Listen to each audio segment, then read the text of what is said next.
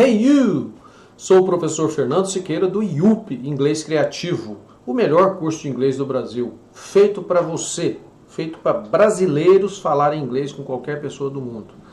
E esse vídeo vai ser muito especial. Eu vou falar aqui os 10 verbos mais importantes da língua inglesa, na minha opinião, com mais de 35 anos de experiência de aulas de inglês. Então, olha só, nós vamos conhecer aqui então 10 verbos que são essenciais. Para começar, a gente vai começar com o verbo do, que para mim é o mais importante de todos. Por quê? Porque ele é um auxiliar para perguntar com todos os verbos. Em geral, o pessoal costuma colocar o to be como o mais importante, mas eu discordo totalmente. O to do é muito mais importante. Todos os verbos da língua inglesa dependem do do, e o to be não. O verbo to do, né, quando a gente põe to, é para botar no infinitivo e falar que é o verbo tal. Né? Então, to do é o verbo fazer, né? E também é o auxiliar para fazer perguntas com qualquer coisa. Quais são as formas do verbo do que existem aí? É o do, próprio do, does, quando é o ele ou ela, a terceira pessoa do singular, ou seja, outra pessoa no presente, did, que é no passado, e done, que é o particípio do verbo. Então aqui são as variações do verbo. Aí para você saber como utilizar, tem que ver passo a passo. Mas aqui só para você saber o que existe do verbo do. Né? Então o verbo do é o verbo fazer, de executar uma tarefa. É o auxiliar mais importante da língua inglesa. Também o does, que é uma variação do do para outra pessoa, e o did, que é o para fazer perguntas também no passado. Então, assista aí a aula sobre os auxiliares que você vai ver todo esse macete aí, ok? Vamos para o próximo aí. To be. Aí sim, o to be realmente verbo importantíssimo, verbo ser, estar. Mas o verbo to be, ele sai de toda a característica de verbo. Verbo seria uma ação que alguém pratica. E ser ou estar não é uma ação. Então, tudo que você vai fazer em inglês, com todos os verbos, é de um jeito. Com o to be é de outro. Ele é um verbo totalmente estranho, é uma exceção total. Ele não precisa do auxiliar do, ele é um verbo que faz tudo sozinho. Então, são diferentes. O to be é uma exceção das exceções, tá? Então, primeiramente, no método IUP, a gente aprende todos os outros verbos para depois a gente chegar no to be. To be vai ser lá na página 42, 43. Então, primeiro você vai saber tudo sobre verbo, depois você vai ver um verbo estranho que é o to be. Quais são as formas do to be? Am, is e are, faltou o are aqui no presente, mas o was, were, em vez do o are, ficou was duas vezes aqui em duplicidade, mas é are, was, were, né? E been, que é o particípio. Olha só, o verbo ser ou estar. Deixa eu fazer essa alteração aqui durante a aula, olha só, para você ver como funciona. Então vamos lá, vamos voltar aqui. Olha que beleza.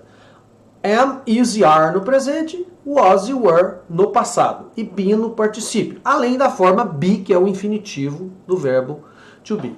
Vamos agora para o terceiro verbo mais importante, o verbo to have. Have é o verbo ter, possuir.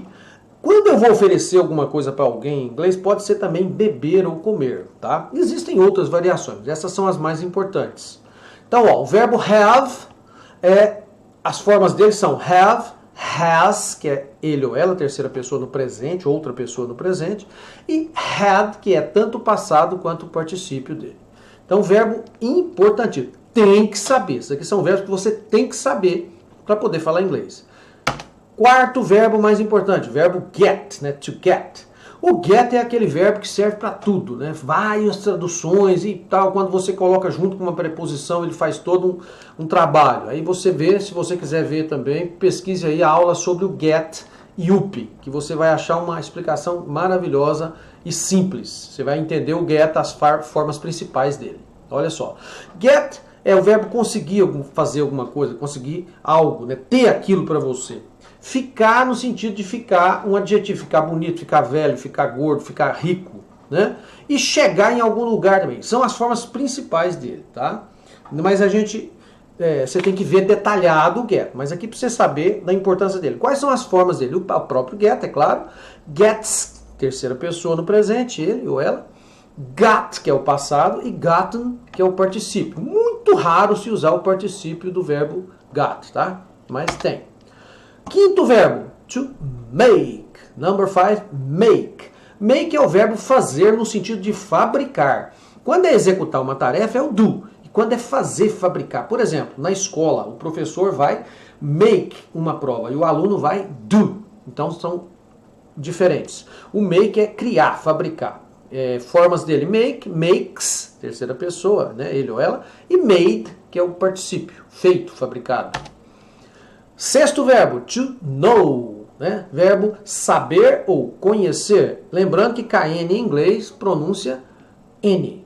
O K no começo de uma palavra, quando é KN, jamais você pronuncia o K. Então, verbo know, né?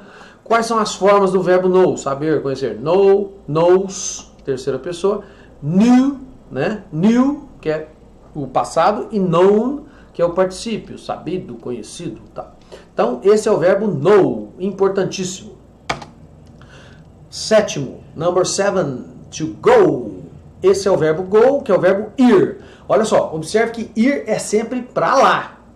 O vir, que é o come, é para cá. Porque a gente confunde muito na tradução de vai, vem, tal. Você troca bastante isso aí. Então, go é sempre para lá e come é sempre para cá. Quais são as formas do verbo go, que é o verbo ir? É go, goes, ele ou ela põe o ES, né, em vez do somente o S. Went, que é o passado do verbo, e gone, que é o particípio, né, ido.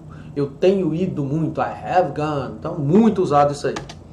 Ó, number 8, to take, verbo importantíssimo. Tem várias traduções. Pegar, tomar, levar, né? Tem variações incríveis. Aí você ainda usa com outras palavras que dão outras traduções em português. Mas os sentidos principais deles são esses três aqui. Aí o take, terceira pessoa, quando você for conjugar o verbo direto no presente afirmativo, ele ou ela, takes. Took, passado, e taken, que é o particípio, né?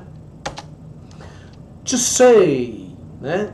O número 8, ou 9, nem sei mais aqui. To say, verbo dizer, falar. Quando a gente usa o verbo say, é dizer aquilo específico, dizer a verdade, dizer mentira, disse isso, disse aquilo, alguém disse, ela me disse, tal, tal. Então, nesse sentido de dizer aquele assunto específico, a gente fala o verbo say. Porque existe o verbo speak, o verbo talk, né, de conversar, e também o verbo tell, de contar algo para alguém. Mas o say é dizer aquilo, ou dizer isso, dizer aquilo, dizer mentira, dizer verdade. Então, é isso aí.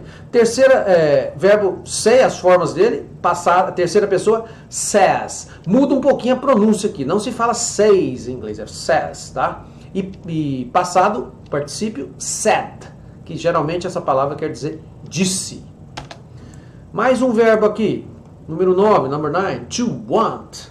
Esse é o verbo querer, desejar. Por que ele é importante o suficiente para estar aqui? Porque você quer, você vai pedir alguma coisa, que quer isso, quer aquilo, quando você vai viajar, vai usar bastante, e também quer fazer algo. Então, aí é o want to, que é o wanna também. Então, ó, to want é o verbo querer, desejar. Want, terceira pessoa, wants, e wanted, tá? Wanted. Ok? Então depende do jeito que você tá no meio da frase. Esse ED geralmente ele é sempre leve, wanted.